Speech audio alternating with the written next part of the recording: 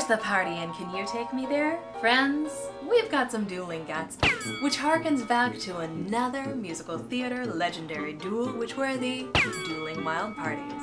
Let's talk about it.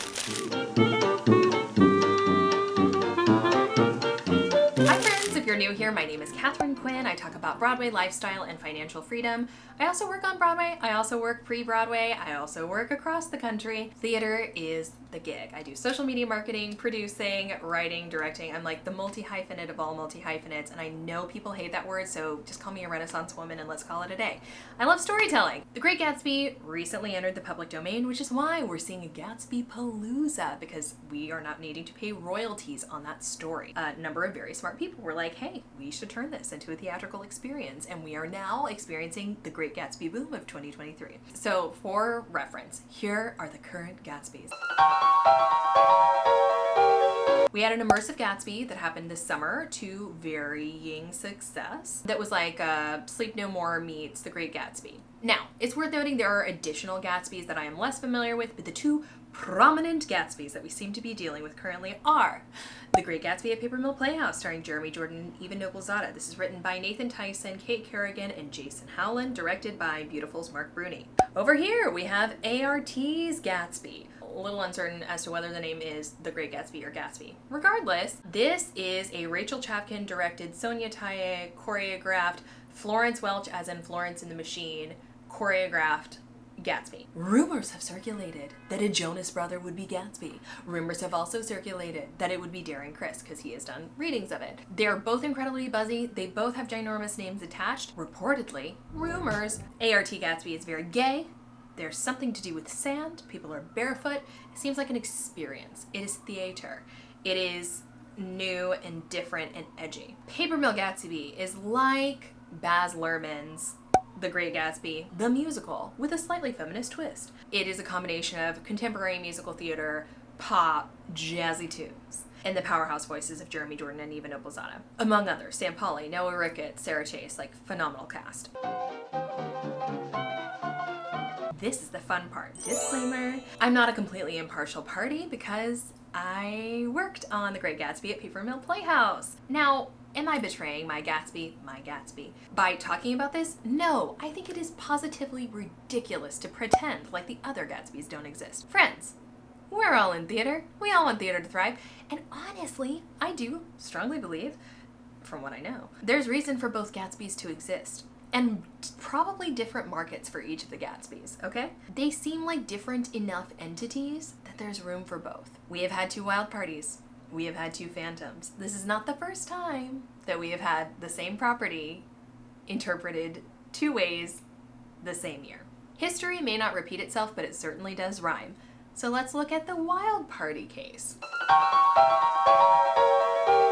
So, similarly, a public domain poem, much like Gatsby, public domain novel. Same source material, same Broadway season, 1999 to 2000. One was written by Andrew Lippa, one was written by Michael John LaChiusa. Lippa's was commercially more successful, certainly more accessible in terms of musical palette to a general public. Michael John LaChiusa's is considered a lot edgier. She never inquired of the men she desired. One is simple, two is good, three is better. Four. Now you're knocking on one man, so bring me. Quinn was sexually ambitious. Quinn was sexually ambitious. Quinn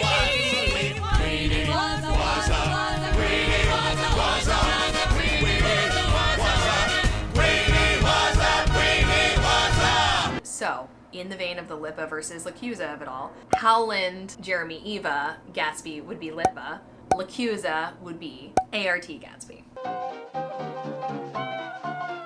Lippa's LaChiusa is produced more frequently. Theater nerds tend to prefer LaChiusa. These are broad sweeping statements. So if you're like, but I'm a musical theater nerd and I prefer Lippa, which I have not revisited LaChiusa lately, and do not hate me, but like, does it make me a bad theater nerd if I do actually prefer Lippa? One was Broadway, one was off-Broadway. LaChiusa was Broadway, Lippa was off-Broadway. Lippa starred Julia Maroney as Queenie, Brian Darcy James as Vers, Taye Diggs as Mr. Black, Idina Menzel as Kate, Alex Corey as Madeline True. MTC, Manhattan Theater Club, off-Broadway. lukewarm reviews but positive public reception. I have a note in here. At the time, we did not have cell phones, social media, internet, which have completely altered the landscape, and now everyone is a critic. It's a poorly kept secret that I'm not a giant fan of current New York Times reviewers. Some of the errors that have been posted in the reviews recently, just like full lack of fact checking, fully mistaking the book writer for the composer. Sometimes I just feel like there's a little bit of negativity over the New York Times. And I'm like, are we all rooting for the same thing? Are we all wanting theater to thrive? But like, actually, because I'm getting a little Anton Ego vibes. At any rate, we're in a different time. Social media is really important, and also TikTok critics are a thing. YouTube critics are a thing. The TikTok response to the only Gatsby that's opened so far, which is Paper Mill's Gatsby, has run the flipping gamut. I would say, as somebody running the social media for the Broadway Gatsby, Paper Mill Gatsby, that is the handle at Broadway Gatsby. Generally, from press stuff through performances, hugely positive response. Community at large, people across the world want to see Jeremy Jordan and Eva Noblesato fall in love. They're very into the jazzy tune that they've heard from the opening number. They're very into My Green Light. They're very into Eva singing Beautiful Little Fool. Cool. The theater community, they're gonna be a little picky. I don't know if you know that, but as a bunch of drama queens, I also don't know if you know this, they tend to be a pretty opinionated bunch. More power to them. I'm one of them, okay? I love my theater people. I love them. Some of the response from the theater community is like, y'all, this is fun. We love this.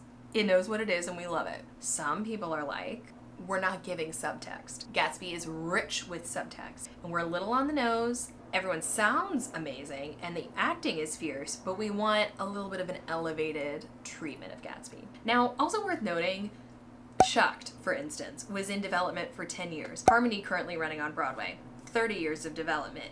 Paper Mill Great Gatsby has been around for 2 years, and this is its first full production ever. However, does that mean that it'll have more productions before it goes to Broadway? Now, here's the thing. Has Jesse Green lambasted Great Gatsby by the time this is published? Time will tell. As of the time of filming this video, reviews have been positive enough, and anything that has been critical is also like, here are the amazing things about it and it has so much potential. Hercules was like so critically panned and so publicly panned immediately. That's not what's happening with this Gatsby. There's still a ton of buzz. There's still people walking out of the theater being like, I freaking loved this, and like a lot of them. It's not the same energy at all. And there's a time constraint because, disclaimer, I do not have any particular information about the timing of any of this. And if I did, I probably wouldn't be making this video. But of course, it feels like a race to Broadway. The ART Great Gatsby is happening late spring, early summer. The Tonys cutoff to be eligible for this Tony season is April 20-something, 25th-ish. It's a busy season. I don't know where Paper Mill Gatsby would even go, what theater would even be available. Like, some things are gonna need to close. So I don't know. It's gonna be really interesting to see. And then if they wait until summer, fall of next year, what if Other Gatsby beats them to the punch? Because Jordan Roth is one of the producers, so clearly they could get a theater if they wanted to. So yeah, it's gonna be really interesting. So back to history may not repeat, but it does rhyme. So we talked about Lipa, which we're gonna say is the like Paper Mill Gatsby. Now let's talk about LaChiusa. The Wild Party opened at the Virginia Theater, now the August Wilson Theater, on April 13th, 2000 after 36 previews, and closed June 11th, 2000 after 68 performances. It was directed by George C. Wolfe, choreographed by Joey McNeely. Oh, I didn't know that. Toni Collette, who made her Broadway debut, Mandy Patinkin, Yancey Arias is Black. Ben Brantley of the New York Times said, it sounds like a parade of personalities in search of a missing party. Curtain Up reviewer wrote, overall it adds up to polished theatrical entertainment with a distinctive edginess. Talkin' Broadway said it was dark, sensual, glittering musical, tuneful, witty, character-driven songs. There also were reports of Mandy Patinkin method acting and being aggressive and acting inappropriately. I don't know to what extent that contributed to anything that went on. Also, fun fact, Queenie was written for Vanessa Williams, but was replaced by Toni Collette after Vanessa Williams got pregnant. Wild. LaChiusa's Wild Party posted closing 2 days after the Tonys. They were nominated for 7, but won 0. Reviews of Lip a Wild Party. Ben Brantley of the New York Times said, Lip score has a jittery, wandering quality, conscientiously shifting styles and tempos as if in search of a lost chord. The ballads are of the high-decibel, swooning pop variety made popular by Frank Wildhorn. Mr. Lip fares better with pastiches of jazz, vaudeville, gospel. The Curtain Up reviewer wrote, The Wild Party may not be the perfect musical we've all been looking for, but it's great fun to watch and puts enough talent on display to have warranted a longer run than it will have. Lip and Lacusa wrote each other's productions off as inconveniences and intentionally ignored one another. However, Mandy Patinkin said he was fascinated and would love to see the other Wild Party. The press linked the two. There was always a paragraph dedicated to the other. We've had like 3 reviews so far. 2 very positive, 1 mixed positive. 3 out of 5 stars and like tons of potential talk. The most recent one definitely mentioned ART Gatsby. I can't remember if the first 2 did. I actually don't know that they did. I think it's going to be really interesting. I want to know what you think of what you've seen of Gatsby so far. Are you intrigued enough that you want to go? Here's the thing. The TikToker Eli Rollo made this whole post and was really disappointed and it did not live up to her artistic ideals, etc. You know, all that jazz. All of her responses in the comments were people being like, but Jeremy and Eva. And literally, her responses are like, yeah, it's totally worth it. You should go see it. I would buy a ticket just for that. And I'm not particularly trying to shade anyone in general, but it's like, that indicates to me that this is still immensely sellable. Oh no, I have tickets for next weekend. Not gonna lie, I bought them for Jordan and Eva, so I'll take it with a grain of salt, I guess. She responded, honestly, they're so good, you'll be glad that you went. But in terms of like what is going to prevail in the canon, I think that Jeremy and Eva are remarkably talented, and I also think they are phenomenal in the show. I love the music. Some people have said some shady stuff about the music, and I don't understand. There are some bops in the show, truly. I think the sets are phenomenal. I think it is aesthetically stunning. I think the choreography is fierce as hella. I love it. And I think it's a very entertaining show. A couple of folks have compared it to like, this is my Phantom, this is whatever. And the 2 comparisons that I think are actually somewhat apt are A, Phantom-ish, because it's like sweeping, melodramatic, wildly entertaining, ginormous, gorgeous looking budget, like, you know, all that stuff. The other is a bit funny girl because of how well the show showcases the voices of its stars. Like, those songs are vehicles for extraordinary voices, which Jeremy and Eva and Sam and Sarah and Noah, everyone delivers. How will the show itself, as opposed to this production of the show, live on in the canon? I have no idea. Time will tell. And how is ART's going to be received? Is it going to be, you know, like a 1776 situation where there was a lot of hype? I went to go see the show, and it, for what it's worth, I actually really liked that production, but I know I'm in the vast minority, but it was a flop. Or is it going to be inventive and phenomenal and fleshed out? And they've been in development a lot longer than the Paper Mill Gatsby. And I'm a giant fan of those creatives at ART. So, like, I can't wait. I can't wait. I think there's audiences for both. I think they will be wildly different experiences.